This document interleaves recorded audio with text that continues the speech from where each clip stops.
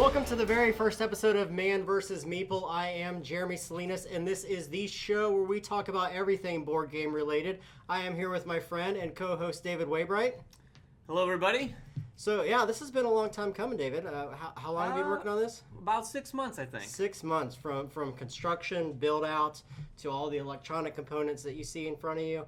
A long time coming, right? Yeah, absolutely. And this is your first time on camera. It is. I am a little nervous, but, you know, I'm not the broadcasting legend that is Drakkenstrike here, but yeah, I'm ready, I think. Well, broadcasting legend, no. I haven't been on camera in, almost never, right? And that was just his hands back in the day. My hands. But the last video I did was in 2011, Core Worlds by Stronghold Games. Wow. Long time ago, 5 years ago. We went on a very long Tibetan sabbatical, looking at monkeys in the wild, right? But he's back. Yeah, I'm back. So today we're here to talk about a brand new Kickstarter from TMG Games, a fine publisher of games like Scoville, the incredible Oleon Deluxe, which is still available in limited quantities from what I understand. Yeah. If you have not played this, go out and get it. The components are absolutely fantastic. A must-have in your collection, yeah, absolutely. And the game is great.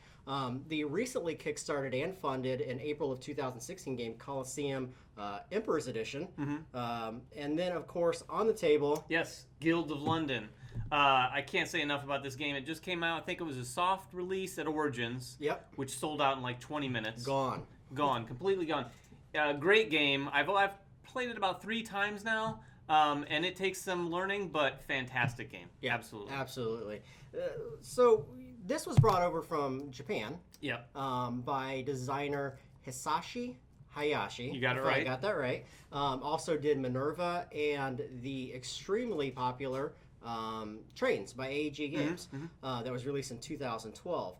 This is a 2 to 4 player set collection / route building / economic game. A little bit of everything. Everything. Yeah. There's a lot going on with Yokohama for sure. Not in a bad way. Right. But there's definitely a lot going on. That plays in about, plays on a modular board first. Yes. It's ever changing. In about an hour and a half to 2.5 hours, depending on players and experience levels. And the length of play can definitely vary. I think our first time we played with 4 players, which is obviously going to be a bit longer, but since it was a learning game, it had to been 2.5 hours. It was probably 2.5 hours, but don't let that scare you. I think with a couple plays under your belt, in fact, after the first round, the game is going to pick up quite a bit. Yeah, and we had potty breaks, and Lance was getting pulled in 15 million directions by his huge throng of fans and everything else, right? So, in Yokohama, each player is going to play a merchant in the city square, traveling throughout the city in an effort to gain fame and victory points through their successful business ventures. Now, there's a variety of different ways in the game to gain fame, including fulfilling orders with trade goods, paying for imported goods to the custom house, enacting faith through the church, and even developing the city as a whole by building your own shop houses and trading houses on the local area boards. So that's kind of a broad overview of the game. Talk a little bit about the game's mechanics, which aren't set in stone yet. Sure. Again, this is the Japanese version, not the deluxe version that you will be getting, and how those mechanics play into the core set of mechanics in the game, right? Right. So it's very difficult to talk about Yokohama without bringing up Istanbul. Now, I love Istanbul. This game is better than Istanbul, though. I think Istanbul won the Kenner 2014 Kenner Spiel des Jahres. Yeah, in 2014. So that's a great game. This has some obvious similarities in that it's a modular board with tiles that you lay out randomly if you'd like, as well as the way you move around the board. You have a president pawn, the main pawn, and then some assistants that are going to assist you around the board. So you're going to be laying out paths with your assistants, moving the president pawn around, collecting your assistants, and invoking some power on each tile. Depending upon the number of assistants you have at that location, the pawn there, and any shop houses and trade houses that you previously built. Now, yeah, talk a little bit about how you specifically do that. So a turn order is basically like this. You get one of 2 different options. You either get to place 3 different assistants on 3 different locations, paying $1 to any player that has a president or pawn on that specific yeah, location. the blocking out. We'll get to that in a little bit. Right. Or you can place 2 of your assistants on one single location, again paying $1 to whatever players there per assistant that you're laying. Now, as David said, once that is done, your actual main turn starts, and that's where you get to move your president through the routes that you've built, taking your assistants off the final location that they end up at, and invoking whatever power is there. Yeah, your assistants are coming and going off the board. Right. And so you're collecting resources, but another thing that you're collecting in this game are more assistants. You have a general supply of assistants, as well as the trade houses and the shop houses. So you're needing to do things on the board that will give you more assistants, because what you really want to do is have a little bit of a network of assistants out on the board so that you can move around. And you're not blocked in. Right. So that it gives you options. Because if you play with very few assistants, you're going to find yourself stuck Screwed. A lot. Right. As I have many a time playing against Jeremy in a 2-player game. Right. So, yeah, the mechanics of the game are, as you said, you're moving your guy around and being able to do either orders of the cards. Yeah, fulfilling orders. There's some which one-time are goods. Goods for the most part, right? In fact, a lot like many games, but I think of Marco Polo a little bit. Voyages of Marco Polo with the orders that you're fulfilling, but there's a lot of other points to be scored on the board as well. Technologies, which give you special abilities in the game. Yeah, basically let you break the rules. Yeah. The technology cards are there. Some of them you can just score some points, but some of them allow you to maybe score some ongoing points. Let's talk about points, because this is kind of a point style type game. Yeah, this will take a while to talk about points. We could have a whole video series on the points in this game.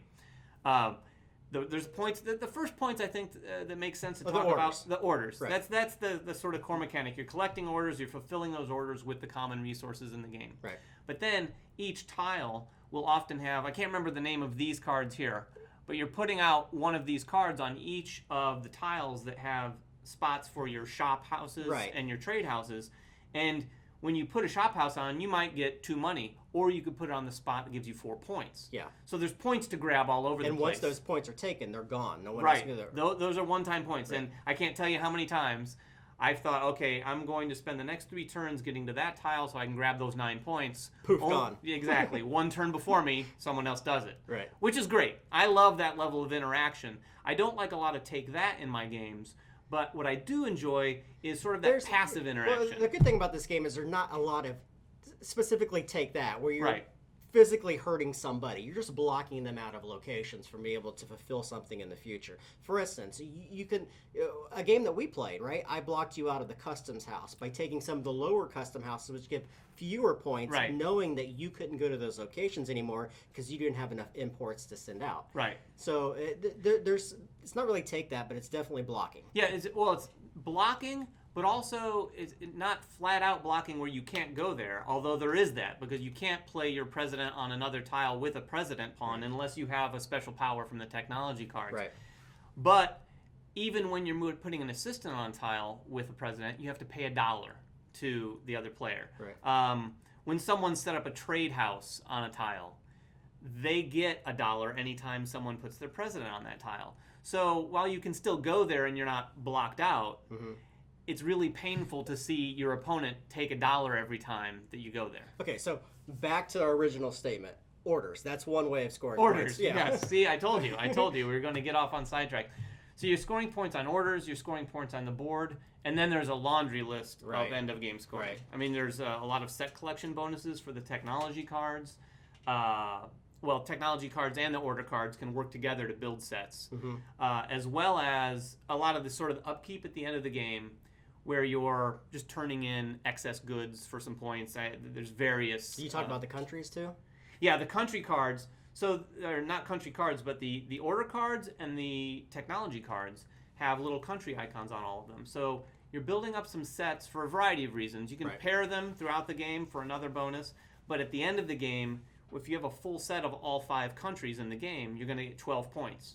I think 2 countries gets you 3 points. I don't remember the scoring, but yeah, each set that you have that's unique in of itself scores points at the end of the game. Yeah, and you can collect various sets. Yeah. So if you have a set of 5 and a set of 2, you're going to score points for both of those. So a lot of scoring. The point scoring doesn't end in this game. Right. A lot of different things to do. So obvious comparison. Istanbul, which you already mentioned. Absolutely. To me, that game, it's long gone out of my collection. I still own it. I still own it. I enjoy Istanbul. It is a good game. Yeah, it's a good game, and it won the Kinderspiel jar for a reason. But to me, it got very dull. Mechanics got dull quickly, and we found there was a runaway leader problem with the game. So by the last couple turns of the game, there's no point in playing because you would know who would win. That and that's absolutely anticlimactic can happen. in a lot of different ways. Yeah. You don't really have...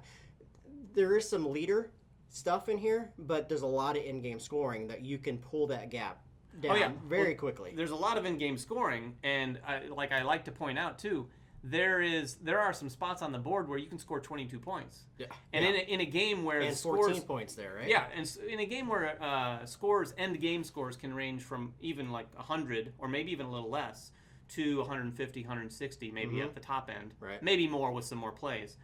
22 points is a significant percentage. So last round or two, things can change. You can't kind of back off with your lead. Right. And we've played it as to be quite candid here, we played with 2 players and we played with 4 players. What's the sweet spot? We haven't played 3, but we're hearing that 3 is probably the way to go, right? Yeah, and I mean, that's generally how I feel about most games. 3 players generally feels like the sweet spot.